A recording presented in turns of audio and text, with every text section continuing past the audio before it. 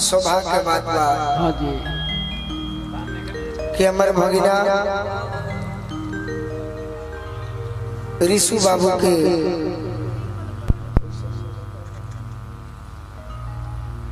मुंडन संस्कार समारोह में हमरा एगो स्वागत करता के रूप में बियाह के समय में भी और आज हमारे भगिना के मुंडन के अवसर पर भी स्वागत करता के रूप में मौका मिलल। बहुत जुटल गार्जियन, बड़े भाई, नौजवान साथी हमारे गीत संगीत सुने खातिर आई रहने जा। बाकी जेकर नाम स्वागत करता में हो गई।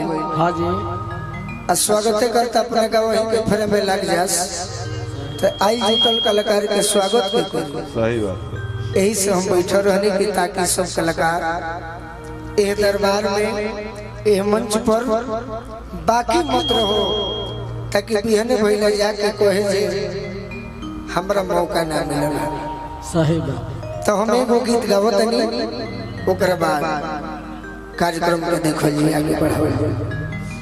चली राजन भैया।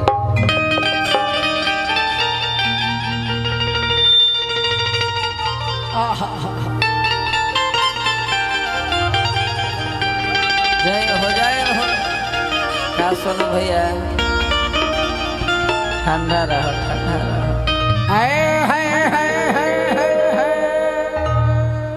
अपनी अपनी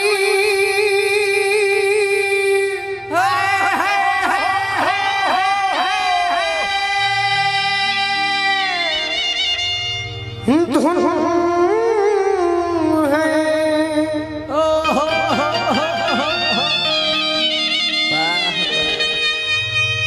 सुनो कुछ मेरी भी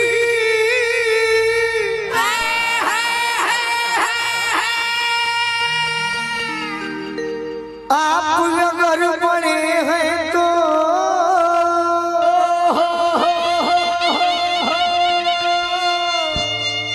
छोटे को भी मानिए।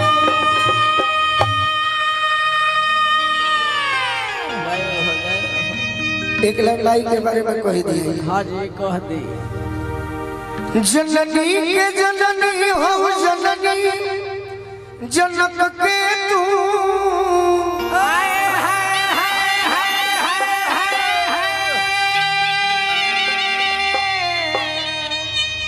जयती जयती जयकार जग जननी।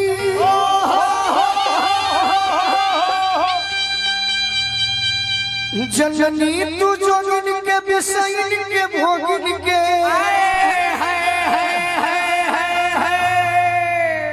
अब सुनिला न हमरो पुकार जग। पायला जा हाँ जी गाना निकलने बड़ा हुआ। हाँ जी सही बात। नया गीत के प्रयोग कइल जाए। सही बात सही बात। अशोक भाई नया गीत हाँ जी तनी मनी पीछे हो जाओ बबुआ, हेने हो जाओ।